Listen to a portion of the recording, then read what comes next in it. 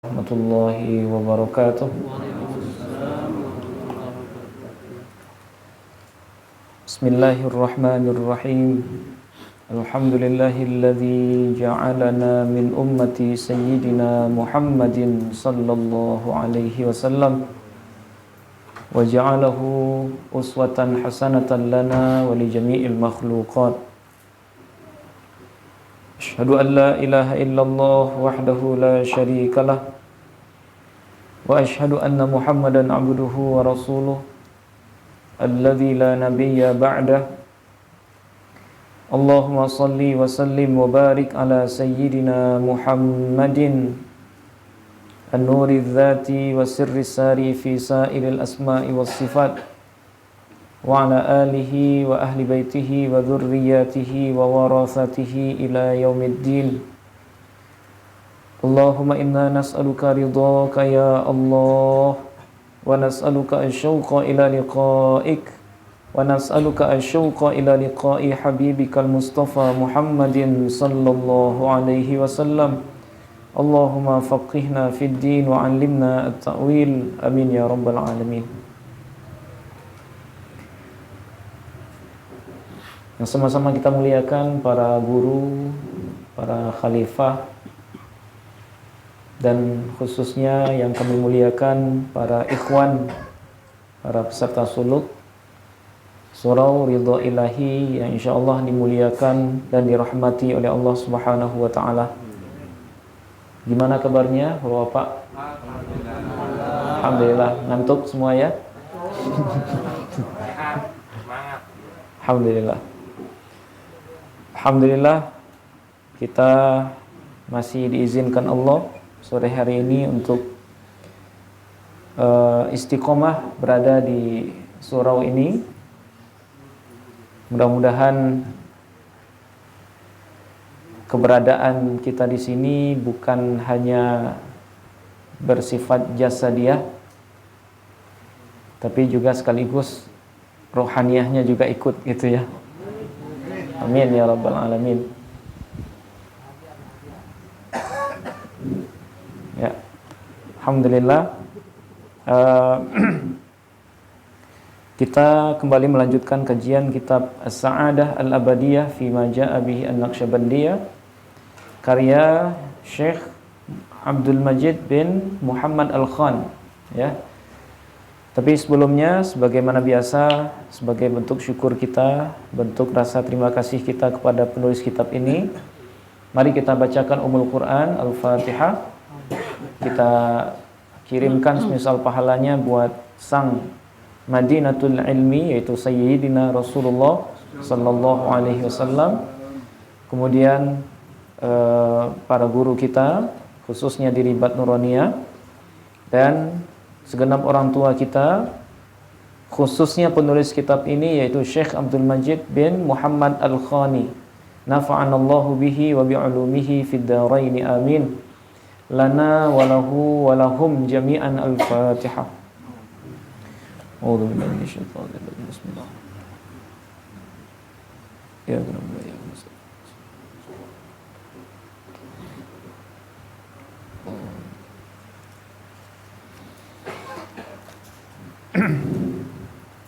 Baik, Bapak, Saudara, kaum muslimin, peserta suluk yang dimuliakan Allah. Kemarin kita sudah selesai membahas di antara relasi guru dengan syekh yang kamil dengan murid yang shadiq itu adalah di antaranya seorang guru itu harus menyebutkan nama-nama bapak atau ayah rohani dari apa? Nah, dari silsilah tariqah yang dia talkinkan. Tujuannya tidak lain dan tidak bukan supaya nisbat dari sang murid ini nanti nyambung kepada silsilah. Ya, dia tahu dia itu di silsilah yang mana. Kalau dia ibaratnya rantai, berarti dia tahu cara mengikatkan diri dengan silsilah atau dengan rantai sebelumnya. Nah, untuk itulah sebagian guru, sebagian syekh ketika akan mentalkin itu dia menjelaskan dulu silsilah sanad dia dalam tarekat itu.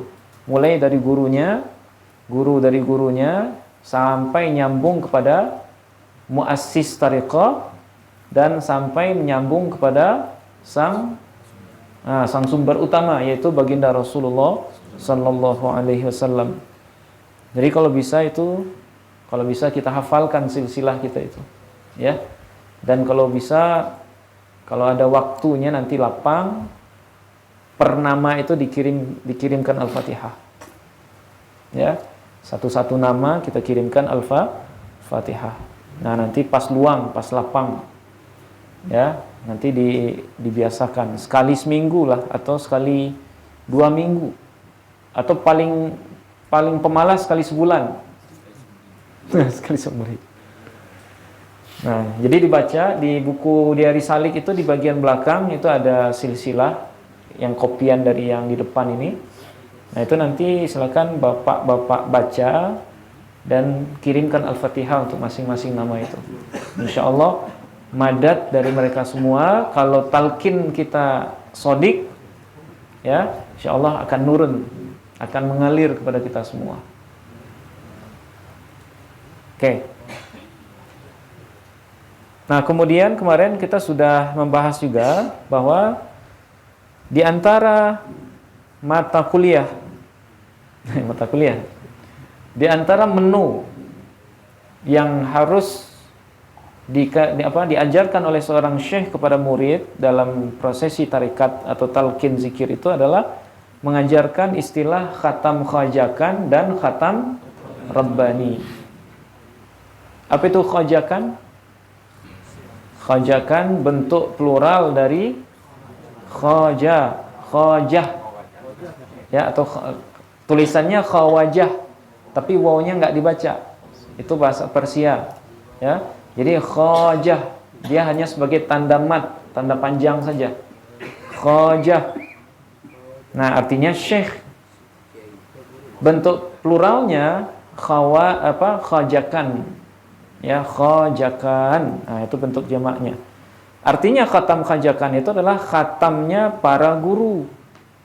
Khatamnya. Nah, kenapa disebut khajakan kemarin? Karena para guru, para sadah tarekat Naqsyabandiyah ini ketika mereka berkumpul dengan para murid dan ketika mereka ingin bubar atau keluar dari majelis itu, maka mereka membaca khatam khajakan dulu. Nah, itu makanya disebut dengan khatam khajakan.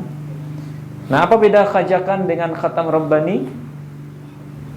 Kalau khatam khajakan membaca Al-Fatihah 7 kali, salawat 100, Al-Insyirah 79, Al-Ikhlas 1001, kemudian salawat 100, Al-Fatihah 7.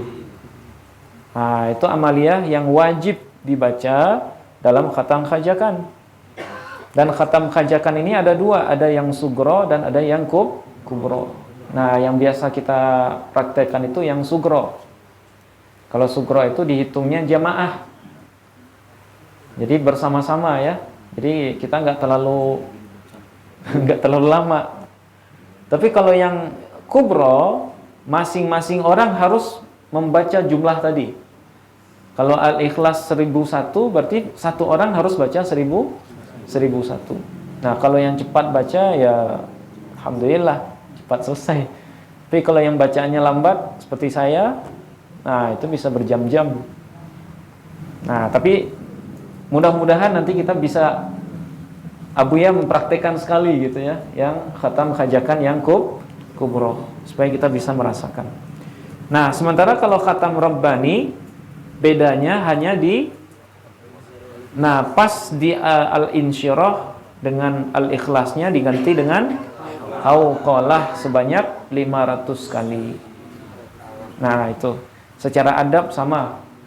Jadi sebelum khatam, sebelum tawajuh itu tidak diizinkan laki-laki amrat. Apa itu amrat kemarin? Laki-laki yang tidak ada kumis atau laki-laki yang cantik. Nah, itu nggak boleh ikut. Karena bisa bikin fitnah itu ya.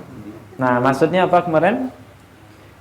Bukan laki-laki yang cantik itu yang dimaksud, tapi orang yang berpotensi bikin kerusuhan di dalam majelis. Nah, jadi orang-orang yang seperti itu sebelum majelis dimulai, sebelum tawajuh dimulai, nah itu harus diamankan dulu. Ya, harus dikeluarkan dulu dari majelis, kecuali kalau dia sudah bisa diamankan, dikendalikan, dan dia juga sudah talqin. Nah, itu diantara adab. Ya, kemudian harus menutup pintu, kemudian memejamkan mata, tapi bukan tidur. bukan tidur ya. Oke, sekarang kita masuk ke bahasan, masih subbahasan di dasar yang pertama. Nah, sekarang kita akan memahami adab atau siapa sih murid yang shodiq itu. Nah, kita akan bahas itu. Semua kita yang ada di ruangan ini adalah murid, termasuk kami yang di depan. Berarti ini kita kaji untuk diri kita masing-masing. Apakah kita sudah tergolong sebagai murid yang shodiq, ataukah sebaliknya murid yang kadzib? Nah, sekarang kita baca-baca diri kita. Jangan nanti standar yang ada di sini kita pakai ke teman. Oh, dia murid kadzib tuh. Nggak usah. Pasangkan ciri-ciri ini atau syarat-syarat ini ke diri sendiri. Dan silahkan nilai diri sendiri. Kita sudah shodiq belum? Sudah shodiq ataukah masih kadzib? Oke. Bismillahirrahmanirrahim. Qala al-musannif rahimahullah wa nafa'ana bihi wa bi'ulumihi fid dharain amin. Al-muridus shadiqu i'lam anna al-muridas shadiqa huwa man zaharat alaihi dalailul himmati wa ala'imun nashati was-sidqi fi talabi wa tulil wuqufi fi babis syaikhi wa kathratit taraddudi wal ilhahi bisu'ali war raja'i minhu. Nah, itu dulu. Ketahuilah bahwasanya murid yang shodiq itu adalah man zaharat,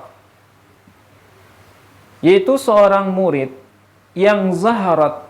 Zaharat itu artinya nyata, yang tampak, alaihi pada diri orang itu, dalailul himmati, yaitu himmah yang kuat. Ya, himmah itu artinya tekad. Ya, tekad yang kuat untuk berguru. Jadi seorang murid yang shodiq adalah murid yang menampakkan kalau dia itu benar-benar bertekad kuat untuk bisa mendapatkan ilmu dari gurunya. Jadi bukan seorang murid yang pura-pura, yang yang tekadnya setengah-setengah, apalagi yang nyoba-nyoba. Nyoba-nyoba maksudnya kita hadirlah di majelis dia, mungkin nanti ada sesuatu lah yang bisa kita dapatkan. Nah, kalau seandainya niat untuk hadir di majelis atau niat untuk berguru itu masih seperti itu, nyoba-nyoba, coba dulu lah, kata orang kan dia wali, mana tahu nanti benar, kita coba dulu lah. Benar bahwa mencari guru itu perlu istikharah, perlu sholat istikharah. Tapi istikharah itu bukan berarti kita nyoba-nyoba. Jadi mencoba versi istikharah itu kita berguru hasil dari istikharah itu, bukan nyoba-nyoba dulu kemudian istikharah, bukan seperti itu. Nah, itu sul adab yang luar biasa kepada guru siapapun. Ya, ikut di majelis dia tapi tujuannya hanya buat ngetes, buat nyoba-nyoba. Ya. Nah, termasuk tekad yang kuat itu serius dalam mengaji. Ya. Apa maksud serius dalam ngaji? Kalau misalnya di majlis guru itu ada ya majlis kajian, majlis taklim misalnya sekali seminggu, nah itu wajib hukumnya bagi orang yang punya himmah yang kuat itu untuk hadir di majlis itu. Ya, wajib untuk hadir. Itu sebagai bukti kalau dia punya himmah yang kuat. Bagaimanapun kondisinya, kecuali dalam kondisi sakit yang parah ya. Kalau dalam kondisi yang seperti itu sudah syar'i. Tapi kalau dalam kondisi yang normal, itu nggak ada alasan untuk tidak hadir. Karena ini mencontoh kepada apa yang pernah dilakukan oleh para sahabat. Jadi para sahabat itu, dimanapun ada majelis Rasulullah, itu pasti mereka datang, hadir. Kecuali bagi mereka yang punya usaha, yang tidak bisa ditinggal. Kecuali bagi mereka yang sakit, baru mereka tidak hadir. Tapi kalau mereka mampu, bisa lapang luang, waktunya luang, itu pasti hadir semua itu. Ya, mereka hadir. Jadi adab ini itu langsung diambil dari bagaimana relasi antara sahabat dengan Rasulullah. Ini bukan bikinan-bikinan penulis kitab ini, bukan. Tapi ini adalah hasil istimbat beliau ketika mempelajari bagaimana sahabat Rasulullah itu belajar kepada Rasulullah. Wa alaimun nasyati, dan zahir juga pada diri si murid itu, calon murid itu, tanda-tanda kerajinan, tanda kesungguhan. Nah, ini masih berkait dengan himmah tadi. Kalau himmahnya kuat, berarti dia pasti rajin.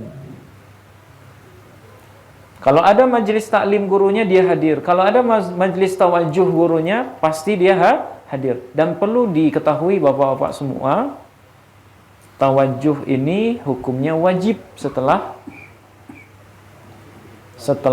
talqin, dan juga apalagi setelah suluk.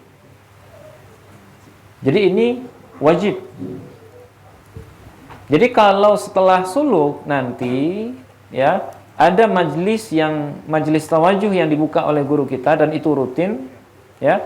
Majelis tawajuh itu bukan majelis main-main, Pak ya. Majelis yang boleh libur sekali, kemudian besoknya hadir lagi, besoknya 2 minggu setelahnya libur lagi. Bukan seperti itu. Itu makanya majelis tawajuh belum diizinkan dibuka kalau yang mimpinnya belum bisa konsisten untuk mimpin. Ya. Karena itu adabnya. Sekali majelis tawajuh sudah dibuka, maka selama-lamanya harus diikuti. Ya, selama-lamanya harus diikuti. Agak horor ya. Tapi ini adab, ya. Itu bagian dari adab murid yang shadiq. Wasidqi fi talabi, dan murid yang shadiq itu dia jujur dalam menuntut ilmu. Jujur dalam artian apa? Ya, seperti yang tadi. Dia benar-benar hadir di majelis itu benar-benar untuk mendapatkan pencerahan. Dia membawa sesuatu, membawa diri yang nol di hadapan sang guru. Nah, itu orang sidik itu. Nah, sidik mana sidik? Jadi seorang murid yang shadiq, dia harus sidik dalam dalam proses dia nyari ilmu itu. Bukan nyoba-nyoba, sekali lagi, bukan juga hanya untuk pelarian. Nah, ini juga perlu kita garis bawahi. Majlis tarekat bukan majlis pelarian. Artinya apa? Sudah mentok dalam kondisi atau dalam pekerjaannya, misalnya, aduh, kayaknya saya nggak bisa lagi nih di dunia. Kayaknya dunia nggak bersahabat lagi dengan saya. Kemudian baru pergi ke majelis tarekat. Nah, itu sebenarnya kurang pas ya. Majelis tarekat ini majelis mulia sebenarnya. Sehingga harus berdasarkan niat yang benar-benar tulus dan dan benar untuk mengikutinya. Ya, karena ini kita jalan untuk menuju Allah dan Rasulullah. Sedangkan untuk jalan dunia saja kita serius. Nah, kemarin Abuya juga nyinggung, persoalan dunia kita serius nggak?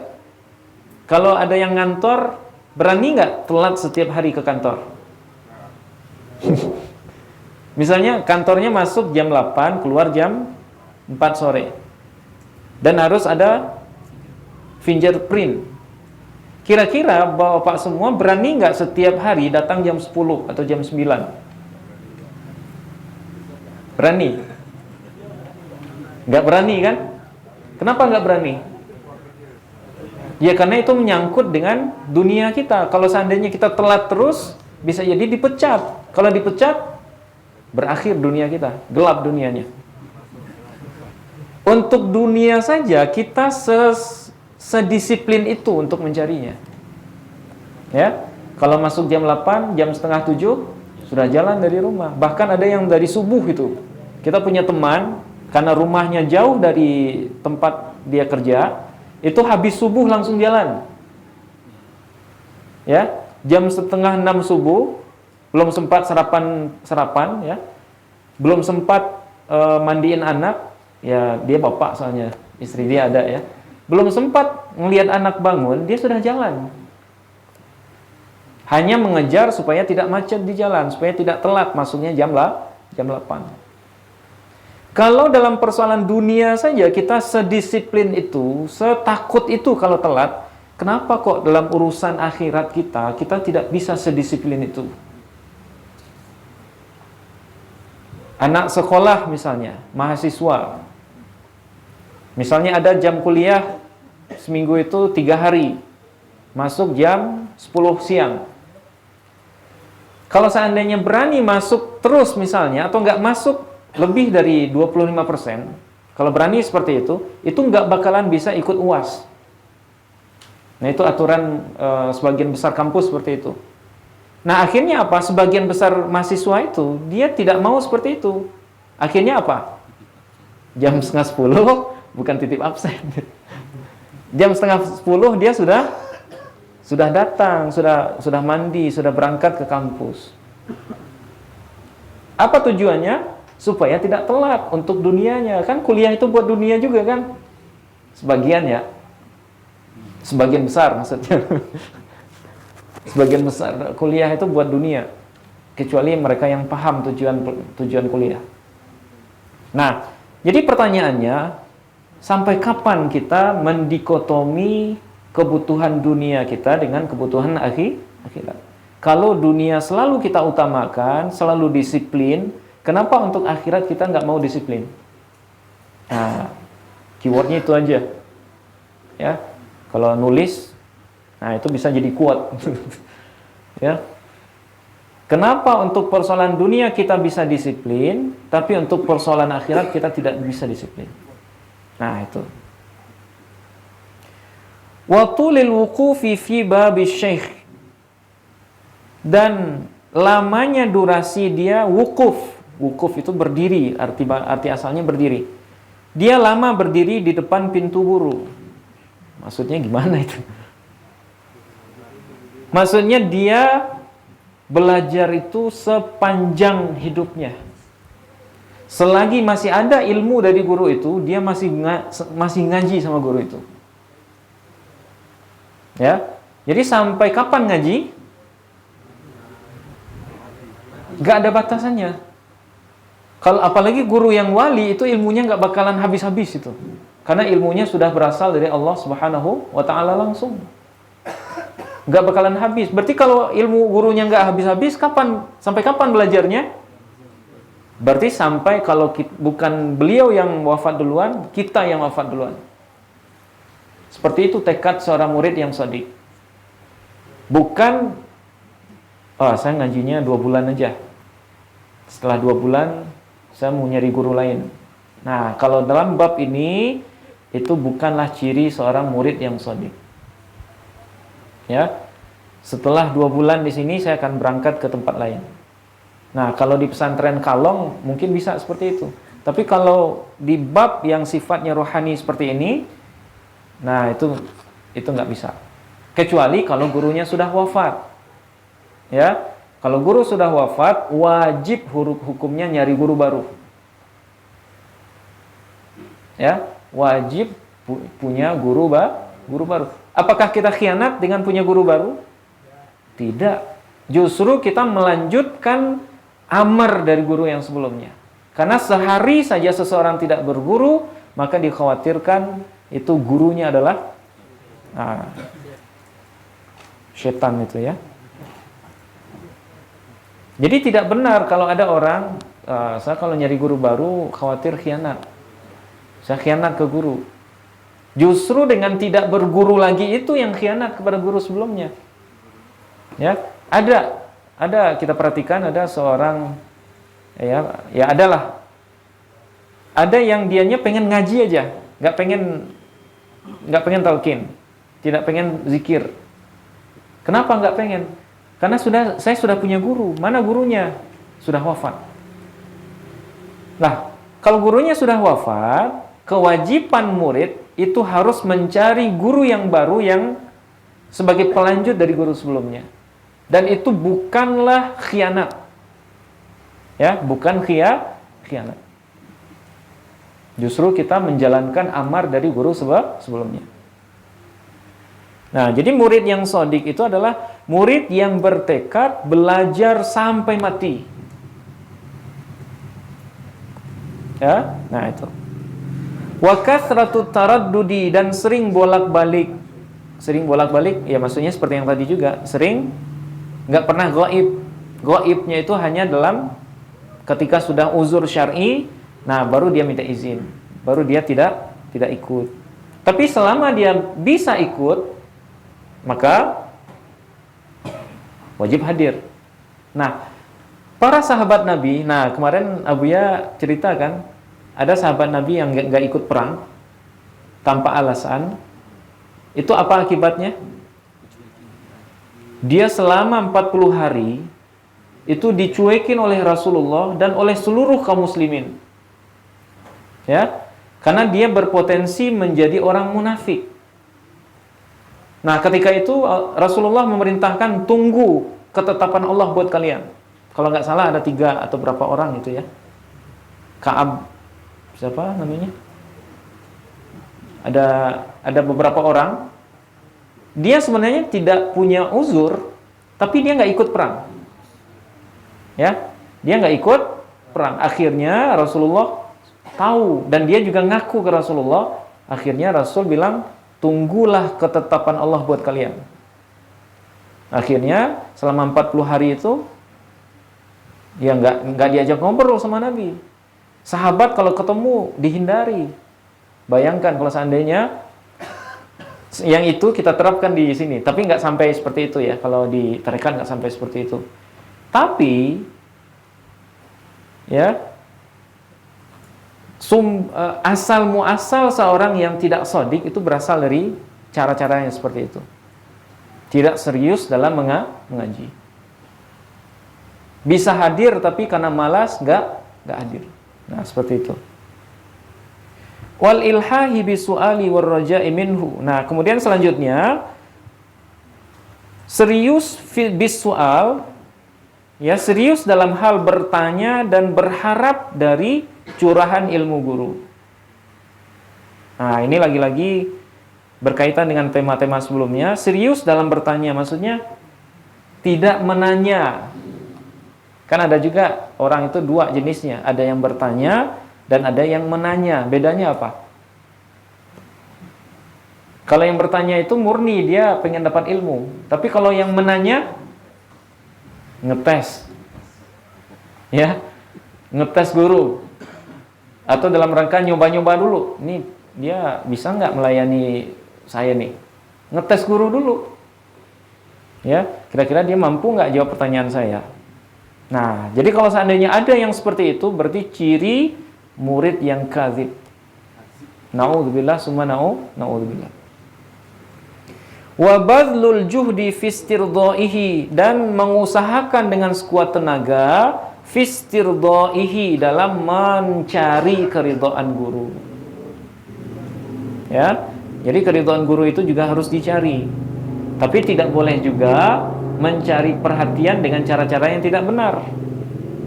Nah, ini ya, ini sering terjadi dan ini sangat bahaya sekali. Ada seorang murid yang saking pengen mendapat ridho dari gurunya, dia melakukan sesuatu yang membuat ikhwannya menjadi kambing hitam dari apa yang dia lakukan. Ya, mengkambing hitamkan saudara demi untuk mendapat perhatian guru. Nah, itu justru menjadi ciri murid yang kadzib. Mencari ridho guru harus dengan cara yang benar. Salah satunya adalah melakukan apapun yang beliau perintahkan. Itu salah satu caranya. Nah, misalnya Abuya, ya, beliau sering mengulang-ulang. Salah satu kewajiban kita di Ribat, tidak boleh bolong melakukan sholat witir. Ya, itu sering beliau ulang-ulang dimanapun itu. Bagi kita jamaah Ribat wajib hukumnya untuk sholat witir. Tapi kita nggak lakukan. Nah, itu bagian dari orang yang tidak serius dalam mencari ridho guru. Atau Abuya sering mengulang-ulang, kewajiban kita di Ribat, ya, setiap pagi dan sore harus baca wirid asas. Tapi masih malas ngerjain. Berarti itu bagian dari ciri-ciri orang yang tidak serius dalam mencari ridho guru. Wallau'atul muharriqatu fi usulihi ila matlubihi, dan memunculkan kerinduan yang sangat fi usulihi, dalam usulnya seorang murid atau dalam sampainya seorang murid itu kepada apa yang dia cari dari sang guru itu. Jadi seorang murid yang shadiq, dia harus berusaha untuk memunculkan rasa rindu kepada apa yang dia cari dari guru itu. Ini rindunya bukan ke zat guru, apalagi yang beda jenis, ya, beda apa? Beda kelamin. Ya, rindu di sini itu maksudnya bukan merindui fisik guru dalam artian syahwat, bukan itu. Tapi merindui sesuatu yang terkandung, yang tersimpan di dalam fisik guru, yaitu kemakrifatan terhadap Allah dan Rasulullah Sallallahu Alaihi Wasallam. Itu yang kita rindui. Kita rindu, mudah-mudahan kita diikut sertakan oleh beliau dalam memakrifati Allah dan Rasulullah. Itu tujuan kita untuk berguru itu. Sehingga dengan melihat itu, kita harus rindu kepada unsur yang di dalam zat guru itu. Itu yang harus kita rindu, bukan sosok. Beda. Kalau bab Rabithah kemarin, kalau untuk pertama kali zikir, benar sosok beliau yang dibayangkan dulu. Tapi itu hanya di awal-awal zikir. Nah, itu namanya apa kemarin? Rabithah, ya, Rabithah. Tapi kalau dalam kerinduan yang seperti ini, yang dituntut dari kita adalah rindu terhadap apa yang ada di dalam diri guru. Nah, sehingga dengan itulah modal kita untuk istiqomah ngaji sama beliau. Ya, bukan karena ada udang di balik bakwan. Bukan karena ada tujuan sesuatu kita dekat dengan guru itu. Karena kita punya komunitas misalnya, supaya kita dapat nama di komunitas kita, kemudian kita mendekat ke guru itu supaya kita pun naik di komunitas kita. Nah, kalau seperti ini niatnya, itu belumlah ciri dari murid yang shadiq. Ada orang yang mendekat ke guru, tujuannya adalah untuk supaya dia populer di kalangan komunitas dia. Ya. Karena dia dekat dengan guru besar Fulan bin Fulan, maka dia dapat tempat khusus di komunitas dia. Nah, berarti ada udang di balik bakwan itu. Ada tujuan lain berguru, dan itu tidak atau bukanlah ciri murid yang shadiq.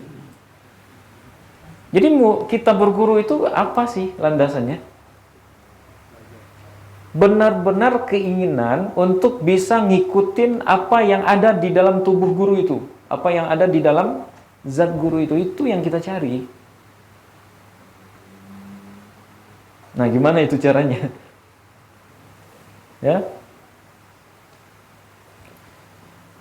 Nah, kemudian was-sabru tamu ala muhawalati syaikhi lahu bihaitsu law sarafahu an dzalika bi jami'i anwa'is sawarifi wa aujuhil a'dzari la yazdadu illa ibraman fi tahsili maramihi wa iqdaman ala tarami ala iqdamihi wa israran ala suluki hadzal tariqil mustaqim wastibaran ala nawali dzalikal khairil azim. Nah, ini ciri yang terakhir. Ya, tadi sudah banyak bisa diikuti ya. Nah, yang terakhir, ciri murid yang shadiq itu adalah wasabrut tam.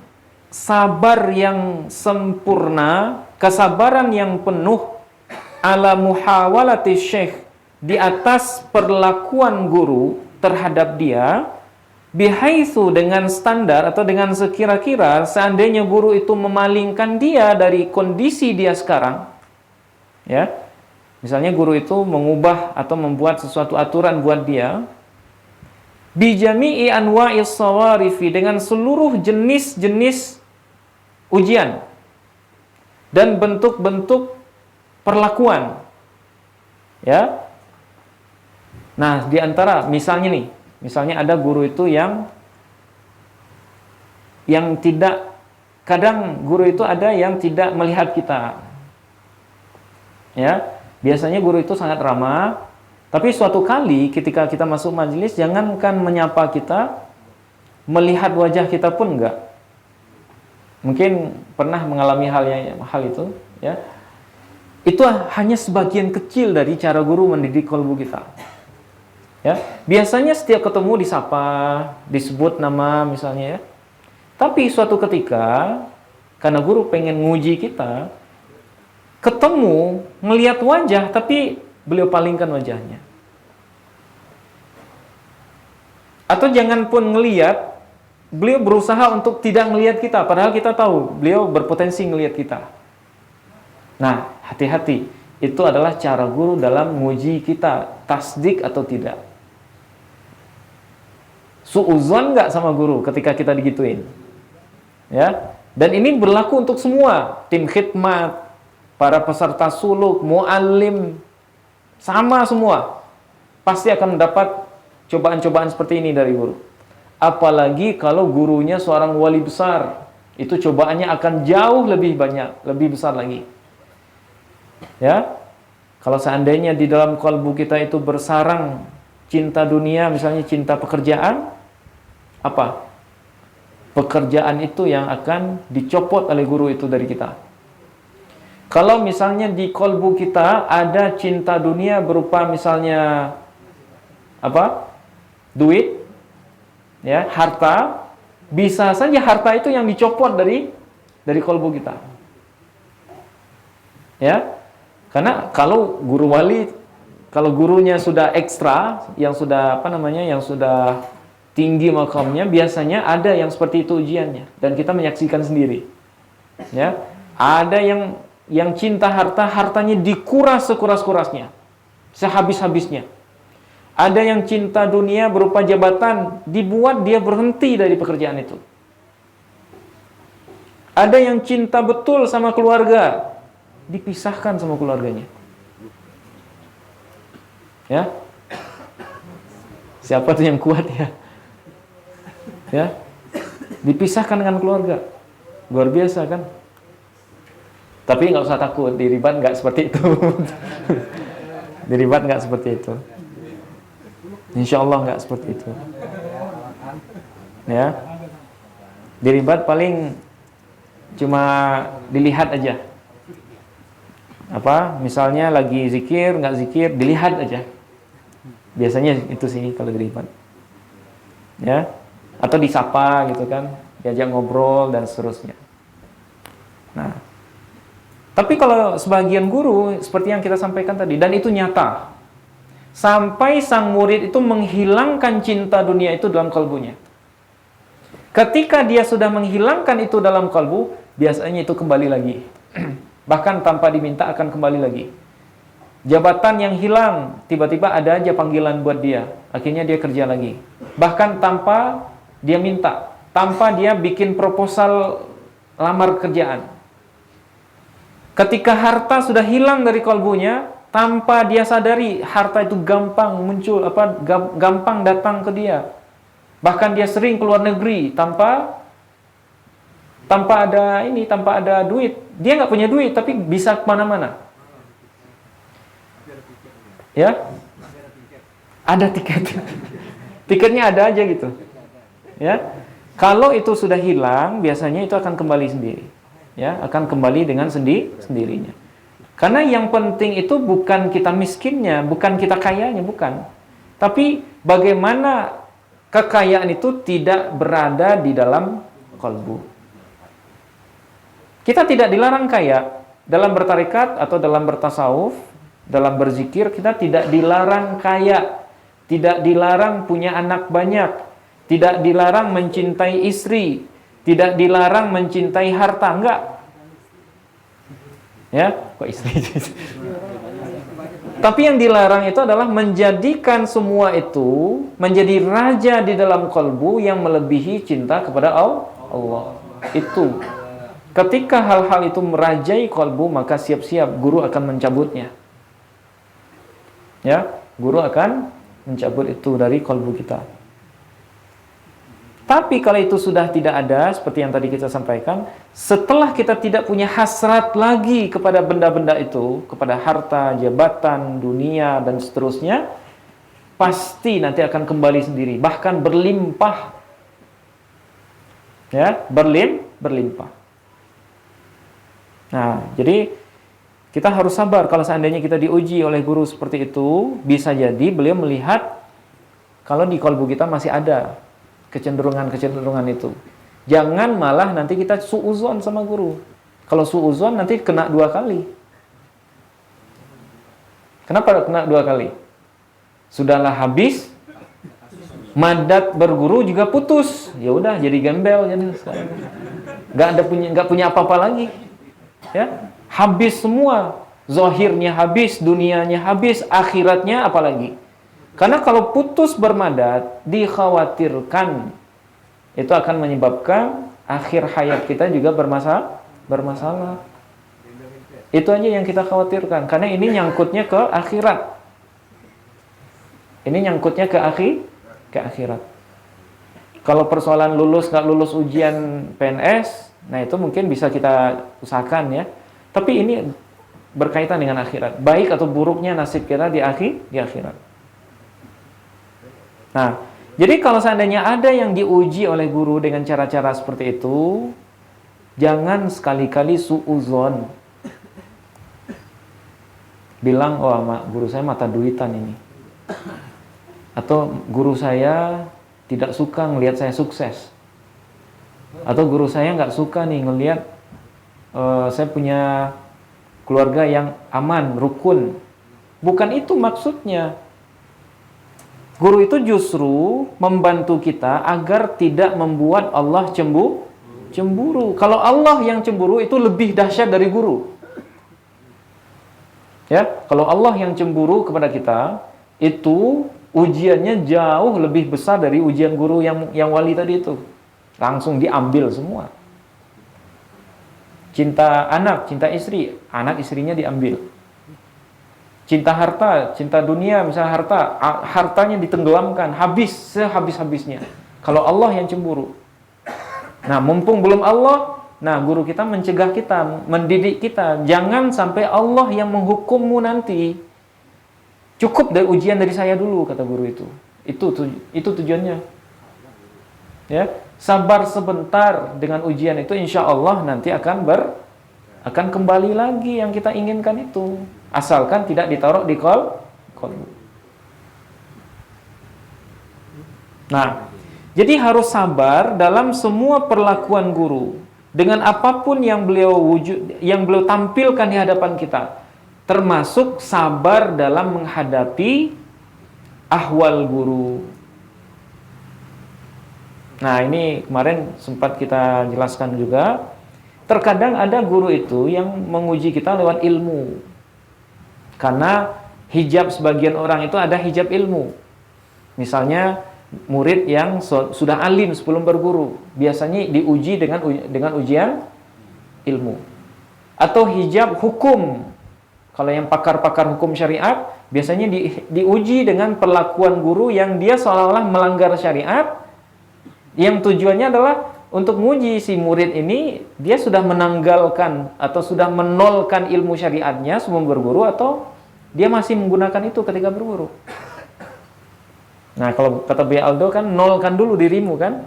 Kalau kita berilmu, masih menganggap kita berilmu sebelum berguru, itu alamat tidak akan ngalir madad dari guru. Karena kita masih merasa kita punya ilmu. Nah, salah satu ciri murid yang shadiq, dia merasa tidak punya apa-apa di hadapan gurunya. Ya, tidak merasa punya apa-apa, baik itu ilmu, baik itu amal, baik itu jabatan, baik itu harta dan seterusnya. Karena yang akan diisi itu gelas penuh atau gelas kosong? Pasti gelas kosong. Kalau gelas sudah penuh, ngapain diisi? Justru melimpah kan? Nah, jadi kalau siapapun yang merasa sudah punya ilmu sebelum ke sini, ya, kalau bahasa Buya Aldo, nggak usah ke sini. Ya, siapapun yang merasa sudah full ilmunya, sudah full amalnya, sudah full pengalaman rohaninya sebelum ke sini, ya mohon maaf kata Buya Aldo, nggak usah ke sini. Karena di sini itu hanya tempat bagi orang yang pengen nambah pengetahuannya, yang pengen nambah pengalaman rohani, wawasan rohaninya. Hanya buat mereka yang seperti itu. Nah, kalau seperti itu, maka kita bersama-sama untuk berguru. Tapi kalau seandainya tidak seperti itu niatnya, berarti kita berbeda jalan. Dan kalaupun berguru dengan kondisi seperti itu, pasti tidak akan bertahan lama. Kenapa nggak bertahan lama? Karena sedikit-sedikit suuzon. Sedikit-sedikit, wah ini gurunya salah nih. Masa salatnya gitu? Nah, ini gurunya kurang pas nih, masa pengaturan zikirnya seperti ini? Kalau sudah tahu, ngapain ikut beliau? Ya, nih gurunya kok sering menjamak sholat? Kan sholat nggak boleh asal-asalan dijamak. Kalau sudah tahu, ngapain ikut beliau? Ya, kalau sudah tahu seperti itu, ngapain ikut beliau? Nah, itu pertanyaannya. Nah, jadi harus ditanggalkan semuanya. Hijab-hijab itulah yang akan menghambat madad atau anugerah rohani itu nurun dari silsilah kepada guru kita dan guru kita kepada kita. Jadi benar-benar nol kita di hadapan guru itu. Barulah madad itu akan mengalir. Tapi kalau kita belum nol, tidak akan bisa ngalir. Air bisa nggak naik ke gunung? Air dari bawah bisa nggak naik ke atas? Dikatakan mengalir itu dari atas ke bawah atau dari bawah ke atas? Dari atas ke bawah. Jadi kalau murid meninggi, menggunung dia, maka air tidak akan pernah naik. Ya.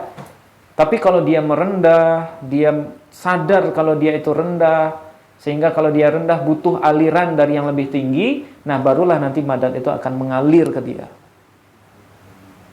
Ya, madad rohani itu akan mengalir. Tapi persoalannya, kita percaya nggak kalau madad itu mengalir? Bapak percaya nggak? Madad atau anugerah rohani itu bisa ngalir, percaya nggak? Kalau nggak percaya ya susah itu.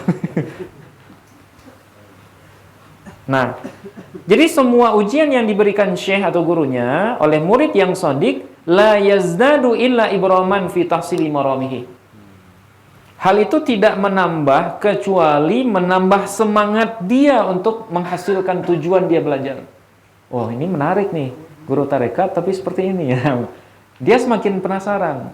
Ini pasti ada hikmah di balik ini nih. Nah, dia nanya, kemudian diikuti terus guru itu. Nah, sampai dia ketemu apa hikmah di balik semua pekerjaan atau apa hikmah di balik semua perlakuan guru terhadap dia. Pasti ada hikmahnya. Ya, pasti ada hikmahnya. Seperti misalnya perjalanan Nabi Musa dengan Nabi Khadir alaihissalam. Dalam setiap perjalanan ada hikmah nggak yang disampaikan Nabi Khidir? Ada. Kalau sabar pasti dapat hikmahnya. Tapi kalau tidak sabar, ya pasti mundur. Tidak akan lama, ya pasti akan mundur dalam waktu, ya mungkin sebulan, 2 bulan, 6 bulan. Setelah itu nggak ada. Na'udzubillah summa na'udzubillah. Jadi kita niat berguru itu untuk seumur hidup harusnya. Ya, untuk seumur hidup sampai mati. Perbandingannya seperti yang tadi. Untuk ilmu dunia atau perkara dunia kita mati-matian ngejarnya, masa untuk akhirat kita malas-malasan. Padahal mana yang lebih lama, dunia atau akhirat? Akhirat yang paling lama, yang lebih lama, dan abqa walal akhiratu khairu wa abqa. Sungguh akhirat itulah yang lebih kekal dan yang lebih baik. Nah, itu. Jadi hal itu semua, ujian-ujian atau perlakuan-perlakuan guru kepada murid yang shadiq itu tidak menambah kecuali dia tambah semangat dalam menghasilkan atau dalam menemukan apa yang dia cari. Dia semakin cepat atau semakin ingin untuk mendapatkan rahasia-rahasia di balik apa yang diajarkan gurunya, dan dia semakin mantap untuk melewati jalur yang juga dialami oleh gurunya. Nah, itulah ciri-ciri dari murid yang shadiq. Mudah-mudahan kita semua dianugerahi ciri-ciri ini semua. Ya, amin ya rabbal alamin. Nah, sedikit lagi. Adabu suhbatil muridi ma'asy-syaikh. Nah, ini lebih detail lagi. Kalau benar kita seorang murid yang shadiq, nah ini ada indikator tambahannya. Apa indikator tambahannya? Dia mesti punya adab kepada guru. Nah, apa adabnya? Nah, sekali lagi, kita semua di sini murid, termasuk kami yang di depan. Jadi ini bukan buat kita yang di depan ini, bukan. Ini buat kita semua kepada guru kita. Adabu suhbatil murid ma'asy-syaikh. Adab murid, ya, suhbahnya seorang murid bersama seorang syekh. Nah, ini yang perlu dituliskan kata Abu ya kemarin ya. Nah, yang berkesempatan silakan ditulis. Adab-adab seorang murid yang shadiq kepada syekh kathiratun, itu sangat banyak sekali. Tapi tidak semuanya disebutkan di sini. Minha, sebahagian dari adab itu adalah wa huwa ahammuha. Ya, ini yang paling penting. Ayyukassira atau ayyaqsura i'tiqadahu ala syaikhihi jaziman bi annahu la yahsulu matlubuhu illa ala yadi hadha syekh.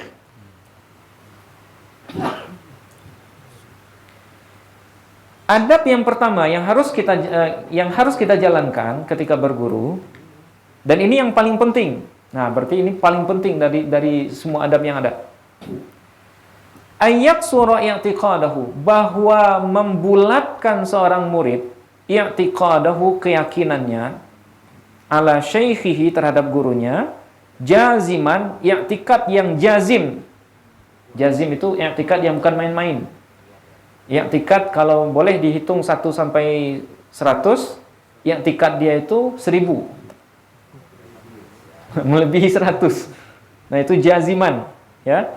Dia membulatkan i'tikadnya, keyakinannya terhadap gurunya, jaziman, secara pasti, bahwasanya dia tidak akan bisa mendapatkan yang dia cari dalam bertuhan, dalam berguru ini, dalam bermakrifat, kecuali berdasarkan atau atas bantuan dari guru yang dia bertalkin ke guru tersebut. Itu harus yakin. Jadi modal pertama atau adab yang paling penting dalam berguru ini adalah kita yakin kalau guru inilah yang akan mengantarkan kita ke hadrah Allah Subhanahu wa ta'ala. Tanpa ada keraguan sama sekali. Tapi kalau masih memandang, wah ini guru benar nggak ya bisa nganterin saya ini? Kok nggak meyakinkan ya? Dia bisa baca kitab nggak ya? Kita tes dulu lah. Atau dia banyak pertimbangan, banyak pertimbangan, banyak kemungkinan yang kita munculkan dalam kepala. Kalaulah kita berguru seperti ini, ya, tidak yakin kepada guru, berarti adab yang paling utama sudah kita hilangkan. Kalau yang paling utama saja sudah tidak kita lakukan, berarti adab setelahnya nggak penting. Ya, berarti adab yang paling penting itu adalah yang pertama, meyakini kalau guru kita ini insya Allah dengan pertolongan Allah, beliaulah yang akan mengantarkan kita ke pintu Allah, pintu Rasulullah Sallallahu Alaihi Wasallam. Jadi kalau seandainya separuh yakin atau ragu-ragu dan ragu-ragunya itu mengganggu pikiran, nah lagi-lagi kata Buya Aldo, ya mungkin ini majelis tidak tepat. Ya, kalau ragu-ragu, karena sesuatu yang dilakukan dengan keraguan tidak akan pernah sampai. Ya, misalnya orang yang mau ziarah, modalnya hanya apa misalnya, jalannya nggak tahu nih, ya, modalnya cuma keyakinan yang nggak jelas misalnya, itu bisa lama nyampenya, bahkan tidak nyampe-nyampe. Karena nggak yakin dengan jalannya, ini benar nggak jalan ke mutmainnah ya? Coba dulu aja lah. Ternyata nggak sampai-sampai, nyasar. Karena nggak yakin, Akhirnya kemana-mana kan, sampai ke pasar, sampai kemana. Nah itu contoh kecil. Ya, ketika kita sudah tidak yakin dengan guru, itu pasti kemana-mana perginya. Pikiran kemana-mana perginya. Ya, waduh, kenapa kok guru gini ya? Waduh. Akhirnya sibuk menilai guru, sibuk mendengarkan penilaian orang terhadap guru dan pusing dengan itu. Ya, hanya sibuk dengan mendengarkan komentar orang terhadap guru kita. Wah, menurut si Syekh itu guru kita seperti ini. Gimana ya, lanjut atau gimana nih? Dia bilang guru kita sesat misalnya. Iya kan? Nah ini ujian besar ini. Entah Syekh besar dari mana misalnya bilang guru kita sesat. Waduh, gimana ya? Tetap lanjut atau enggak nih? Kalau sudah ragu, itu sudah selesai itu. Jadi berat ya. Itu makanya ahammuha di sini. Ahammuha yang paling penting. Kalau sudah ragu, itu enggak bakalan sampai. Ya, tidak akan sampai. Fa idza tashattata nazruhu ila syai'in akhara haruma naf'ul awwali wan sadda alaihi babul imdad al-ilahi. Fa idza tashattata, apabila telah berpaling pandangan seorang murid kepada guru lain. Nah, jadi ada guru lain nih. Ya, ada dualisme dalam berguru. Haruma naf'ul awwali, maka haramlah dia akan mendapatkan manfaat madak dari guru yang pertama. Kalau dia sudah mendua gurunya. Ini babnya bab tarekat. Ini bukan bab berguru ilmu zahir, bukan. Kalau ilmu selain tarekat, kita dianjurkan punya banyak guru. Bahkan Syekh Yasin Al-Fadani itu beliau punya berapa itu? Lebih dari 300 guru. Ya. 300. Bahkan Imam Hakim, penulis kitab apa itu? Al-Mustadrak Imam Hakim, seorang ahli hadis, beliau punya lebih dari 1000 guru. Ya, 1000 guru. Kalau dalam bab ilmu selain tarekat, kita dianjurkan punya guru banyak. Belajar fikih boleh nggak ke banyak guru? Boleh. Belajar akidah? Belajar tajwid? Boleh. Tapi kalau bab ini, bab rohani, bab bertarekat, selama belum selesai dididik oleh satu orang guru, kita tidak dianjurkan punya guru yang lain. Ya, kecuali guru dalam bidang lain. Nah, itu nggak masalah. Jadi apabila berpaling pandangan sang murid kepada guru lain, haram dia akan mendapatkan madad dari guru pertama. Wan sadda alaihi babul imdad, dan akan tertutup bagi murid itu pintu imdad al-ilahi. Imdad itu madad, anugerah tadi itu, anugerah rohani itu. Kalau sudah menduakan guru atau sudah tidak yakin lagi berguru dengan guru yang pertama itu, nah khawatirnya nanti kita akan mengulangi hal yang sama dengan guru yang kedua. Karena ini karakter ya. Jadi kalau seandainya ada orang, nah ini Abuya sering ulang-ulang, kalau ada orang yang sedikit-sedikit menceritakan aib gurunya di depan guru lain, nah beliau nasihati Abuya, nggak usah diterima orang seperti itu. Karena nanti dia akan berpotensi menceritakan aib kita lagi ke guru yang ketiga.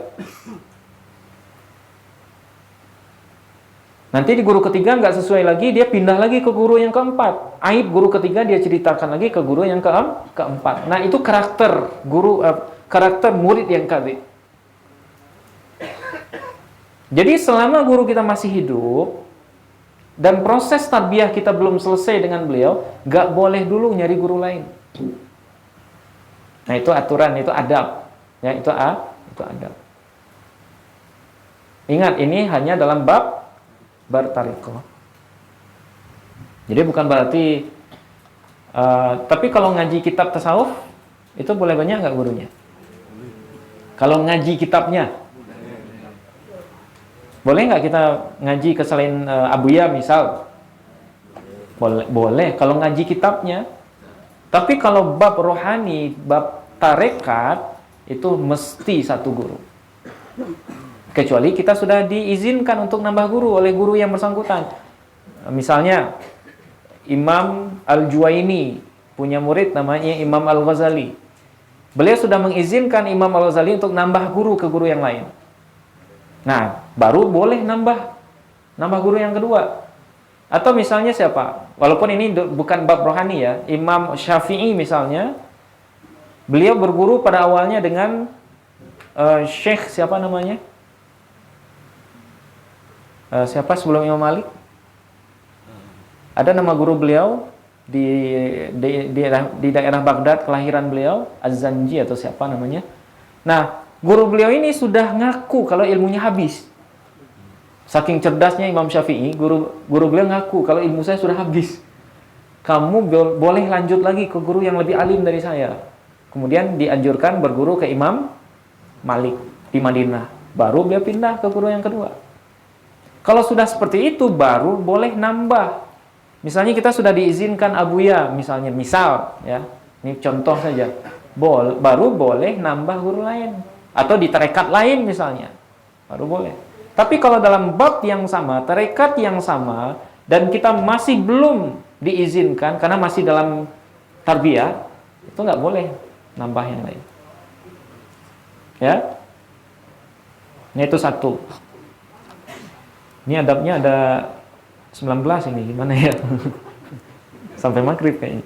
Wa minha, dan sebahagian dari adab itu juga ayyakuna radiyan bitasarrufi syaikhi fi umurihi. Nah, ini sama dengan yang tadi. Munqadan lahu musalliman li awamirihi mubadiran li imtithalihi bila ihmalin wala ta'wilin. Nah, ini adab yang kedua. Bahwa ada seorang murid itu radiyan, ridha dengan tasarruf syekh. Tasarruf itu adalah kebijakan-kebijakan guru. Dia ridha dengan semua kebijakan guru fi umurihi, pada perkara-perkaranya, pada urusan dia. Munqadan lahu, dia tunduk kepada apapun yang diisyaratkan guru. Musalliman li awamirihi, dia mematuhi perintah-perintahnya. Mubadiran limtithalihi, dan menyegerakan perintah-perintahnya bila ihmalin, tanpa mengundur-undur, wala ta'wilin, tanpa mentakwil-takwil. Kayaknya Buya nggak merintahin itu deh. Sepertinya cuma merintahin duduk zikir aja. Misalnya diperintah buat ngamalin apa misalnya, 70.000 misalnya. Kita takwil, oh mungkin yang dimaksud Abuya itu lil kathrah. Kita dianjurkan zikirnya banyak gitu. Kan sama seperti yang kemarin kan, Zikir kita kan 33 subhanallah, 33 alhamdulillah, kemudian Allahu Akbar 33. Boleh nggak lebih dari itu? Boleh. Kemudian boleh kurang? Boleh. Nah, kita takwil ungkapan guru. Wah, mungkin maksud beliau ini maksimalkan waktu malam ini untuk berzikir. Padahal beliau nyebut angka. Zikir malam ini nggak boleh kurang dari 450 ya. Terus kita baca 450 itu kan banyak. Berarti beliau hanya nyuruh perbanyak zikir malam ini. Wah, itu takwil namanya. Kalau guru nyebutin angka yang pasti jelas seperti itu, wajib di angka itu. Dan harus ridho di angka itu. Kalau guru nyebut 70.000, nah misal kan yang merintahkan Abu ya kan, kita hanya menyampaikan saja. Kita sama murid di sini. Nah, misalnya beliau memerintahkan 7.000 kali 10. Duh, banyak amat ini. Mungkin maksud beliau itu waktu kita nggak boleh kosong dari zikir, maksudnya mungkin itu. Bukan angka 70.000. Nah, kalau ditakwil seperti itu sebagai tanda kita tidak ridho dengan apa yang ditasarufkan guru kepada kita.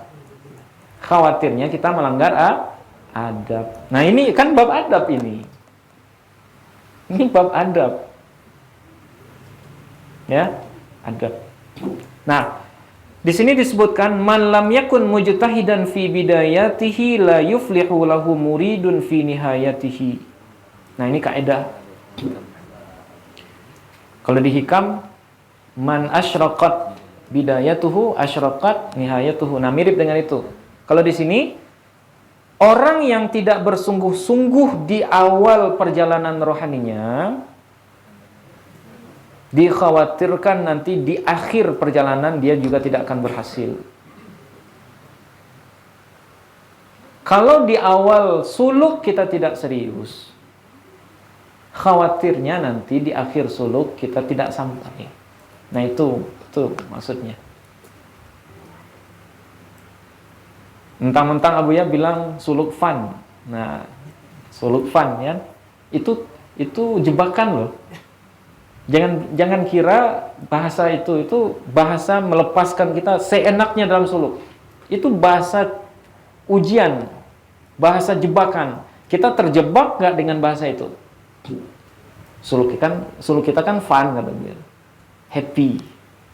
Jadi kalau gitu mah kita di sini mah nyantai aja, nggak sampai target juga nggak masalah, kan happy. Ingat, itu ujian. Kadang itu cara guru dalam menguji kita tasdik atau enggak. Kita murid yang sodik atau enggak. Ya. Tadi adab yang pertama jangan ditakwil takwil. Nah, sekarang guru menguji kita dengan bahasa yang tadi. Kita takwil enggak perintah beliau yang pertama tadi? Nah, jadi hati-hati. Tidak semua perkataan Abu Ya itu dipahami secara zahir. Nah, itu kita seringkali diingatkan Abu Ya Asfi juga itu. Ya, jangan pahami kalam guru itu secara zahir apa adanya selama-lamanya. Kadang beliau iya tapi isinya tidak. Beliau tidak tapi sebenarnya iya. Nah, itu yang dituntut adalah kejelian kita sebagai murid. Oke, sedikit lagi. Wa minha, dan sebagian dari adab itu juga ayyuhibba ma yuhibbuhu wa yakrahu ma yakrahuhu wa yaghuddu sautahu fi majlisihi. Sebagian dari adab juga mencintai apa yang dicintai guru dan membenci apa yang dibenci guru. Ya, kalau guru benci atau suka dengan sesuatu, kita juga harus suka dengan itu. Ya, kecuali kalau berkaitan dengan pribadi guru. Itu kita nggak boleh suka juga ya. Ya, nah kita nggak boleh suka juga. Kalau guru suka, misalnya dalam persoalan pribadi, haram hukumnya kita suka juga. Nah, itulah adab yang diterapkan oleh kemarin Abu Ya jelasin siapa? Sayyidina Abu Bakar yang memasang adab kepada Nabi ketika Nabi punya hasrat kepada Sayyidah Ummu Salamah. Kalau persoalan pribadi seperti itu nggak boleh. Justru kita sul adab kalau cinta juga dengan apa yang beliau cinta. Ini maksudnya dalam persoalan yang lain, dalam persoalan sosial, dalam persoalan umum. Ya, suka dengan apa yang beliau cinta kebersihan, berarti kita wajib juga cinta beliau suka disiplin, berarti kita juga harus suka disiplin. Beliau benci kalau misalnya kita mengulur-ulur waktu, berarti kita juga harus benci mengulur-ulur waktu. Nah, itu maksudnya. Wa yaghuddu sautahu, dan harus merendahkan suara di majlis guru. Nah, ini hati-hati. Jangan sampai suara kita lebih tinggi dari suara guru. Ya. Apalagi membentak guru. Nah, naudzubillah, summa naudzubillah. Wa yaktumu asrarahu wa yakhdamuhu bi nafsihi wa malihi. Dan menyembunyikan rahasia-rahasia guru, bukannya mencari-cari rahasia guru. Nah, kadang sebagian kita murid itu terlalu mungkin saking ngefan dengan gurunya, semua hal tentang guru dicari, termasuk aib guru dicari juga. Justru ini bahaya. Kalau sempat tahu dengan aib guru, justru itu bahaya sekali. Kenapa? Karena penghormatan kita kepada guru akan berkurang dengan kita mengetahui aib guru. Itu makanya para ulama itu sering berdoa, ya Allah, tutuplah aib guruku dariku, dari pandangan mataku. Itu doa para ulama seperti itu. Jangan sampai kita justru yang mencari aib guru. Itu langgar adab yang paling parah itu. Wa yukhdimuhu, dan mengkhidmahi guru itu baik dengan diri dan harta sesuai kemampuan kita. Oke, sedikit lagi. Wa minha alla yaktuma anhu syai'an min ahwalihi wa khawatirihi walau kanat dhamimatan wa atwaruhu allati tahsulu lahu athna as-suluki. Nah, ini adab yang selanjutnya, bahwa tidak menyembunyikan seorang murid yang shadiq itu dari sang guru sedikit pun dari ahwal rohaninya, dan khawatir yang terlintas di dalam rohaninya, walau kanat zamimatan, sekalipun ahwal ataupun khatir itu berbentuk zamimah, sesuatu yang negatif.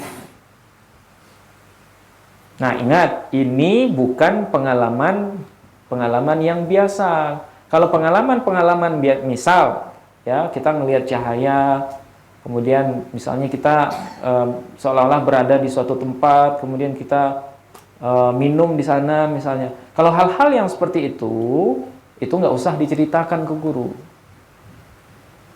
Ahwal atau khawatir yang disebutkan di sini itu yang berkenaan dengan kalam, atau dengan bentuk yang berkenaan dengan guru. Ya, misal suatu kali Sayyidina Abu Yazid Al-Bustami itu didatangi oleh muridnya curhat ke beliau. Ada di kitab Anwar Qudsiyah. Wahai guru, tadi malam saya mimpi ketemu dengan engkau, tapi saya melihat wajah engkau itu wajah babi. Ada itu di Anwar Qudsiyah. Tubuhmu tubuh yang ini, tapi wajahmu berwajah babi, wahai guruku.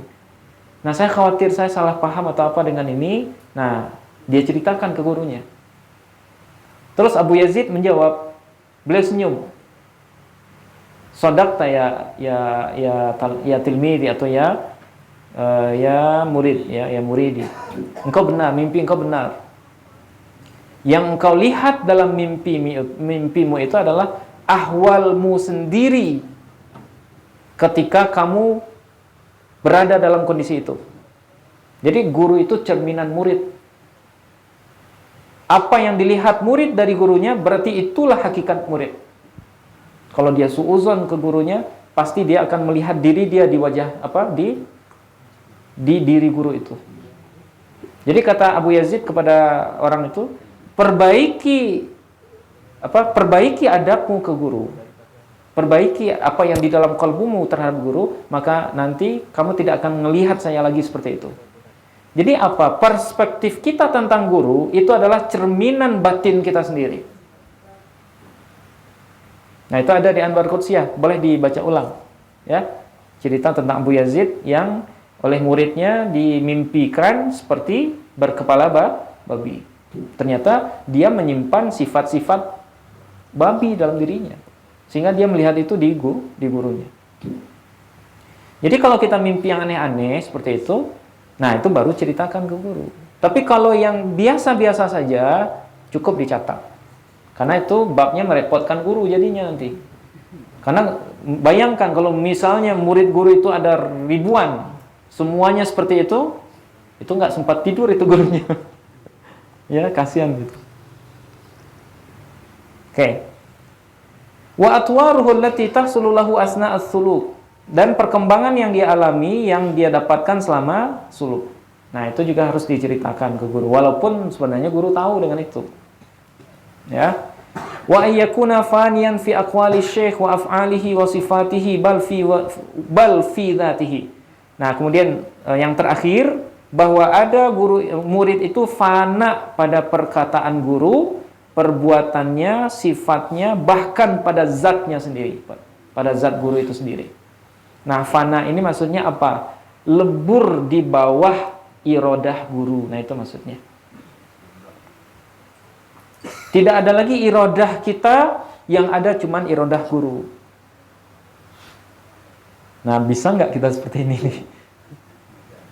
Ya, tidak ada lagi irodah kita, yang ada itu hanya irodah guru. Apapun yang guru ingin, ini babnya bab akhirat ya, bukan bab dunia maksudnya, bab akhirat. Beliau ingin kita misalnya zikir 500 kali sehari semalam, misal contoh. Berarti kita harus ridho, harus fana fi aqwalihi. Atau misalnya dalam perbuatan, kamu itu harus seperti ini. Ya, kamu itu sifatnya harus seperti ini. Kepribadiannya harus seperti ini. Kalau guru sudah berkalam seperti itu, maka murid yang shadiq, dia akan menfanakan dirinya di bawah ketentuan gurunya. Nah ini beliau tutup, al-fana'u fi syekh muqaddimatun al-fana'u fillah. Fana pada guru merupakan muqaddimah fana pada Allah Subhanahu wa ta'ala. Kalau fana terhadap guru saja kita sudah tidak mampu, maka alamat fana kepada Allah itu tidak akan bisa kita lewati. Karena muqaddimah ke Allah, bisa nggak kita langsung ke Allah? Langsung ke Rasulullah? Nggak bisa, harus lewat guru dulu. Kalau ke guru saja kita sudah suudzon, bagaimana juga ke Rasulullah? Pasti akan suudzon lagi. Bahkan juga dengan Allah sendiri. Nah, itulah diantara adab-adab ya yang perlu kita jaga bersama guru dan perlu kita terapkan. Dengan harapan mudah-mudahan madad yang ada di silsilah beliau itu kita diikut sertakan. Ya, karena kita ini tidak bisa apa-apa kalau tidak diikut sertakan. Nah, untuk selanjutnya ada murid bersama saudaranya, ikhwannya. Insyaallah ini untuk selanjutnya ya. Mungkin ini saja yang bisa kita bahas pada pada sore hari ini. Mudah-mudahan bermanfaat khususnya bagi kami yang membacakan. Kita akhiri dengan hamdalah alhamdulillahirabbil alamin. Assalamualaikum warahmatullahi wabarakatuh. Mungkin ada pengumuman dari Buya Ratu Asa. Misalkan makan mandi.